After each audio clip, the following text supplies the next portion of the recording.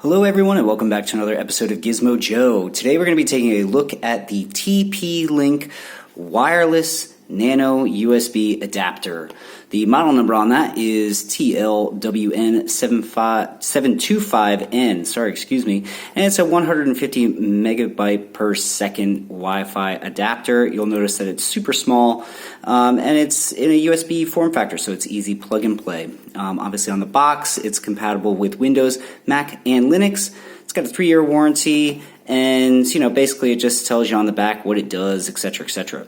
So a little background on this guy, why I bought it. If you've been watching my channel, you know that I've recently built a Ryzen sort of budget PC.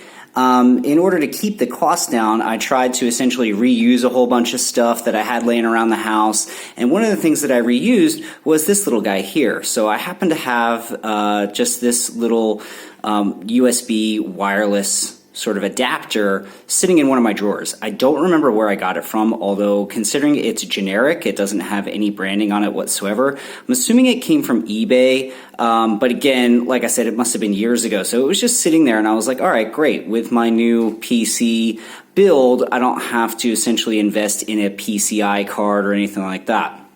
Anyway, I was having problems with this little guy. It wasn't maintaining a stable connection. So, I'd be on things like Steam or whatever downloading games and it would conk out and, just trying to stream video and stuff like that. I was having problems with my internet connection on that new PC, and I suspected it had a lot to do with this little adapter because things like my phone and my other laptop and all that sort of stuff was connected to my my network and everything was working fine. So I was assuming that this was the culprit.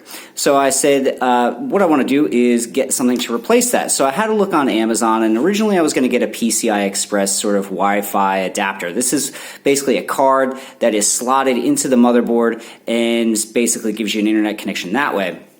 But they were sort of pricey. They were like $30-40 for like the cheapest ones. I could go like unbranded on eBay or whatever, but I didn't really want to go down that route considering I had such bad luck with this little adapter. So I decided to have a look on places like Officeworks and Harvey Norman, which are, again, I live in Australia, so they are Australian sort of big box retailers. A lot of their USB adapters were quite expensive, $40, $50, and I just said, you know what, it's just really price prohibitive in my opinion. I mean, it's not that I couldn't afford it, it's just that I didn't feel like, it was worth $50. So I went on to Amazon, and again, regardless of what your opinions of Amazon are, I found this, a TP-Link, which I've used their products in the past. I've been pretty happy with them. They've worked. I've had no issues with them. I got this thing for $9 on Amazon and delivered. So I ordered it on a Sunday, I believe, and it was delivered on a Tuesday. So, I mean, I didn't have to wait very long to get it. It cost me $9. I don't have Amazon Prime, so they were going to charge me shipping, but I bought some other stuff in order to get my minimum price up to $39 so I can qualify for the free shipping. But anyway, for $9, I just figured it had to be the best buy I could find. And so that's it. So anyway, let's take a look at this guy. We're going to open him up, see what's on the inside.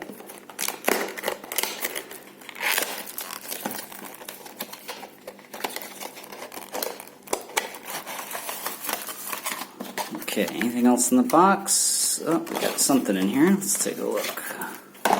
Alright, so let's just take a look at some of these little papers here. So apparently there's a limited warranty. Now, if you're watching this somewhere else other than Australia or New Zealand, I should probably mention that Australia and New Zealand have pretty good consumer protection laws. So, I mean, it says on the box 3-year warranty. I would assume that the Australian government would force them to make good on that. So if I had an issue, I could probably always contact the manufacturer. So I'll just leave that off to the side. It's probably pretty important, so I'll definitely hang on to it.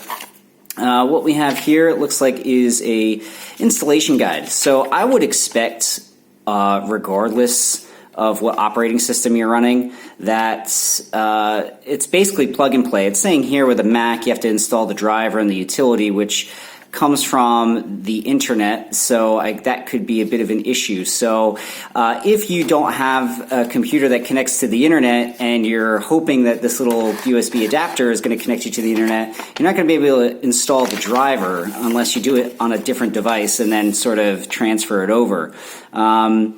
It looks like here, this is for Windows, and it's saying insert the CD. Is there a CD? Oh, it looks like there is. Okay.